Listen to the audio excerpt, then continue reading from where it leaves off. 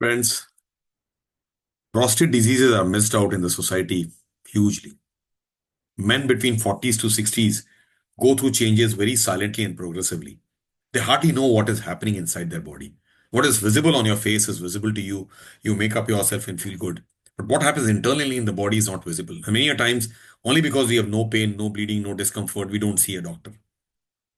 At the Kokalabai and Dhirubhai Ambani Hospital in the Department of Urology, I get to see men in their late 40s and in their 70s and 80s too, with only one disease called the prostate issues or prostate diseases. And sadly, so much of it is missing in public domain where people don't know what is happening internally and they are being treated with medicines all the time. They're busy eating medicines for prostate issues for months, years, or even decades. And one fine day, they'll end up with us either bleeding or completely obstructed with a urinary pipe or a catheter, or probably having a very poor flow, living with difficulty, infections, kidneys being swollen as a result of progressive change. So, isn't it time for us to wake up to this phenomena where changes in prostate are picked up in time? And therefore, this awareness platform to wake up all men in the city and country from their 40s to their 80s is about don't take medicines for prostate just blindly. Just because your doctor gave you a medicine, you would keep taking medicine every day. Would you take paracetamol every day? No. You had no fever, you stop paracetamol. Doesn't mean you stop prostate medicines. The medicines for prostate actually help the prostate to reorganize itself. The medicines that your doctor gives for prostate issues are number one, to improve the flow of urine, the flow which has gradually gone down over years and decades of prostate occluding the urinary passage. And the second medicine which he gives you more commonly is a medicine which shrinks the prostate gland or attempts to shrink the prostate gland. Not necessarily everybody will have a shrinkage of the prostate gland. Our age will never get lesser. Once I'm 50, I will never become 40 anymore. So once the prostate is 60 grams, to make it 40 grams is not necessarily a requirement, but we need to know this. So what is our plan and what are we discussing all this? Friends, number one, prostate size does not make a huge difference to us, to a doctor, to a urologist. Prostate could be at 20 grams or at 200 grams. What does the prostate do to you is what matters. And that's where we come today to a discussion which should be absolutely getting into your heart and soul. Number one, all men in their 40s, 50s, 60s, 70s, and 80s will have changes in the prostate. And prostate changes are only two. It would look like prostate growing, which is on the ultrasound measured as a prostate growth, which is what you keep measuring every year, every 6 months on a health checkup, which has got only that much amount of meaning. In terms of enlargement of the prostate brings about increased blood supply. Enlargement of the prostate necessarily will also cause occlusion or obstruction to the urinary flow. But don't forget the other issue. A small prostate also can cause obstruction to the flow of urine, or a large prostate may still not cause obstruction to the flow of urine. So what matters is the urinary pipe, which is already a very narrow one, going through the prostate, undergoes this occlusion or obstruction. In other words, this prostate here has got a urinary passage going through it, the black one, which I've earmarked for years together, and through which urine comes out freely through the urinary passage in men. Now, this prostate is occluding the urinary passage gradually, and the urinary passage is gradually getting choked. God did not give a urinary passage as broad as the motion passage. The passage is very narrow, as narrow as you can see at the tip of your urethra. And that is gradually getting occluded. And more people go through this occlusion or blockage, which progressively changes its entire configuration month after month, year after year. So nobody's getting younger. All men have to go through this prostate issue. And they're going through it. Let's wake up to a phenomena that on one direction, prostate may grow because of the hormone changes which happen. Prostate growth can cause occlusion to the urinary passage. The flow gradually gets lesser and lesser. And who knows, one fine day it may get blocked. And there is no permission required of yours. There's no engagement with you because it's an internal hormone change happening slowly. On the other side, prostate as a hormone related gland can move in other direction and probably get into a conversion of a cancer prostate. Something which I continue to see again all 7 days a week in this hospital. So friends, it is important wake up call for all men. If you have a urinary complaint, your flow is not good. It takes time to empty urine. You're passing drop, drop, drop. You dribble too much of urine. You don't empty your bladder fully after having completed your urination and leaving the toilet still dissatisfied.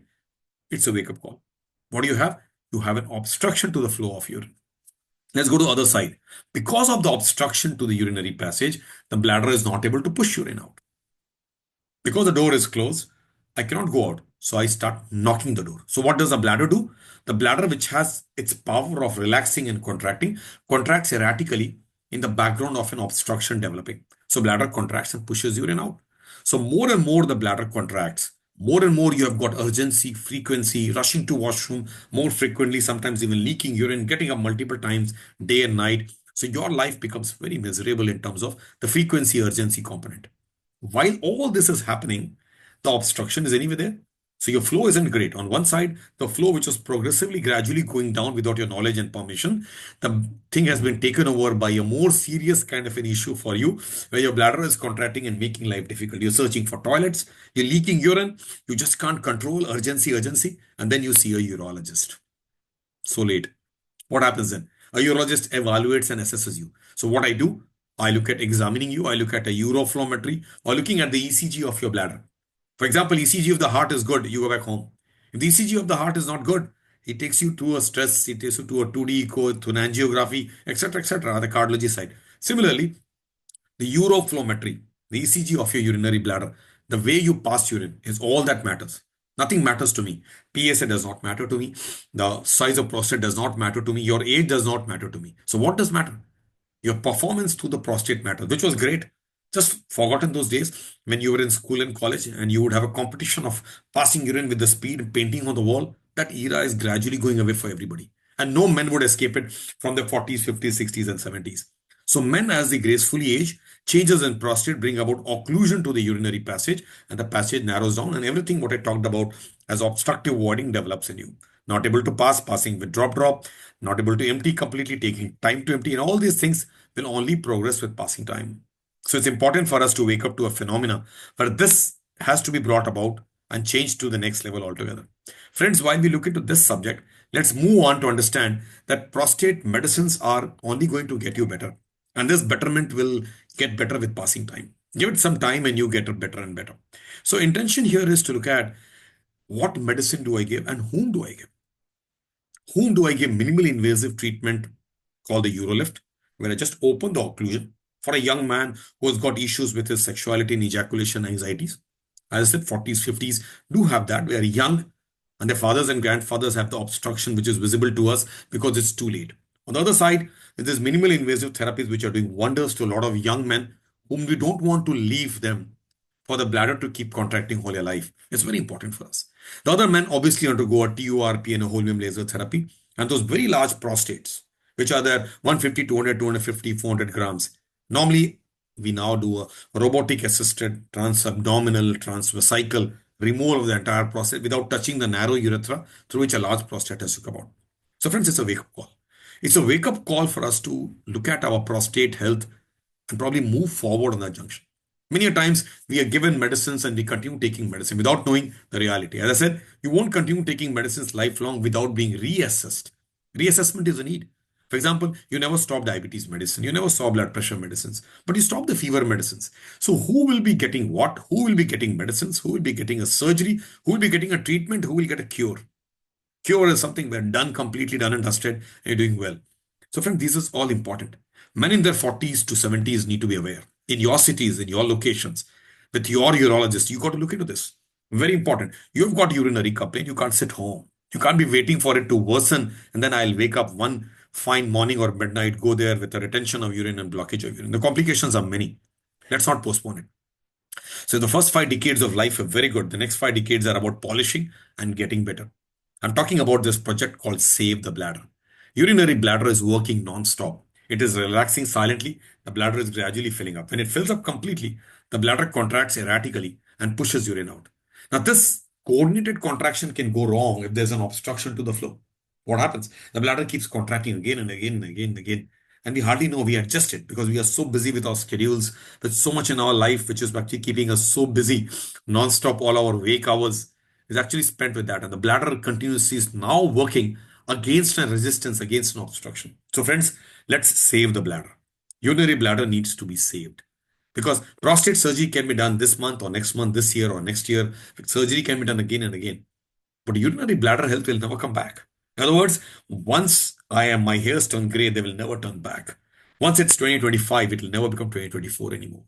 Once you are 50, you won't become 40. What am I saying? Irreversible change. So bladder is going through that sadly irreversible change as a result of an occlusion or obstruction.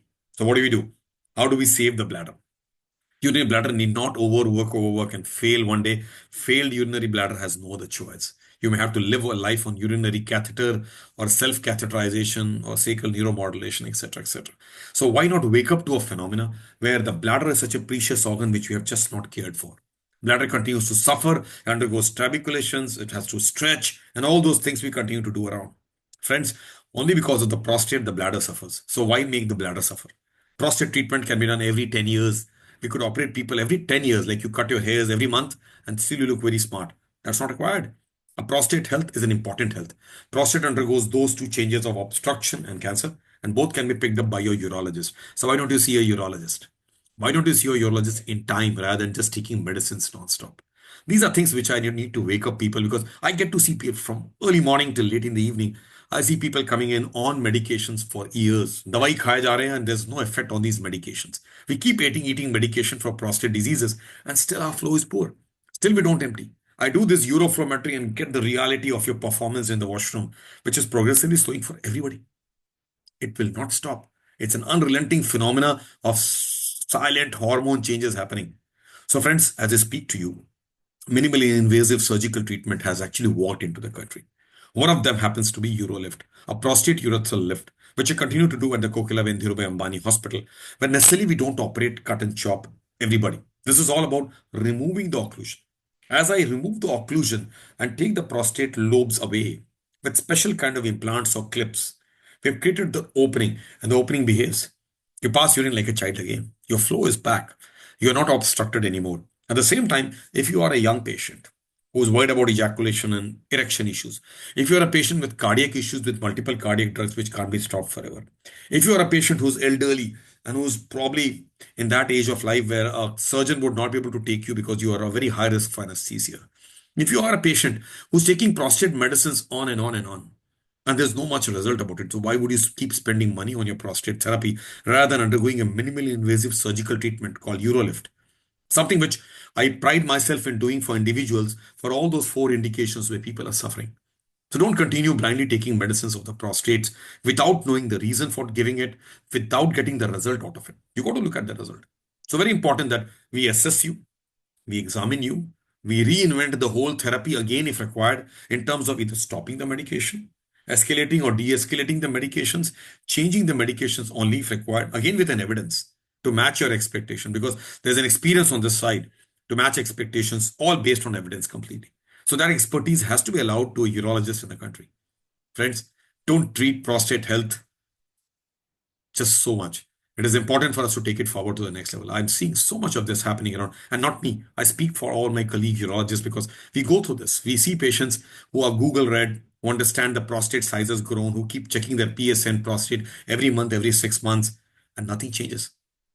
Their performance is getting bad too. So one fine day they wake up on a holiday or on a Sunday or on a New Year's Day, the urine is blocked and the whole story starts again. So if you're not doing well on your urinary health, see your urologist at the Kokilaben Dhirubhai Ambani Hospital.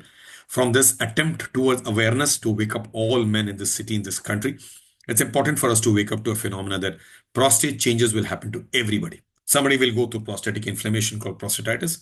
Somebody will go through obstruction to the flow of urine, which is all about BPH that you talk about, or obstruction.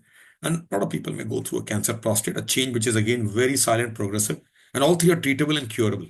So the treatable and curable, will you not do that to your body, the most precious structure that you know in your whole world? It is important for men to wake up to the phenomena. It's important for us to save the urinary bladder, which is working incessantly like your heart, contracting, relaxing, contracting, and now has woken up to a phenomena because there's an obstruction and it's scared that it will get blocked. So bladder continues to contract, suffer day, week, month, year, and decade. And by the time it's too late, the bladder is over forever. So let's wake up to this phenomena. Let's take this subject head on. If I have got a urinary complaint, I will see my urologist, be it any, in any city, any country. When I see a urologist, he would obviously ask me questions. He will score me with an IPSS symptom score. He will examine me digitally and look at the rectal examination and assess it. Once that all is done, he will ask me to do a uroflowmetry, pass urine in a computerized toilet in full bladder and get to know what. That will be the full assessment of the situation that I'm going through. Once that is done, he would give the right medications if required. He would counsel, he will take it forward. He may also put alarm bells and ask for an MRI. He may put alarm bells and say that this is quite obstructed and I want a urodynamics. So this is all a very step ladder pattern. It's not done without evidence. It's just not that I am taking some medicine for a decade and things have gone wrong and I was almost not aware. Awareness is a need. Awareness is the need in 2024. We're entering 2025 with bigger promises to make people better. That's why we follow a motto at Club and Hospital called Every Life Matters. Your life and a quality of life matters. And that's why I take time out to speak to you and make it forward that every individual listens to this, wakes up to a phenomena that prostate health is important. Let's wake up to the phenomenon that on safeguarding prostate health by whatever treatment required on the basis of evidence, I will save my bladder. And saving the bladder is a project that each man should look into because he can save his own bladder. He will have a better life when he is less younger or older, will he not be dependent on urinary catheters and on underactive bladders which have weakened forever. Thank you so much.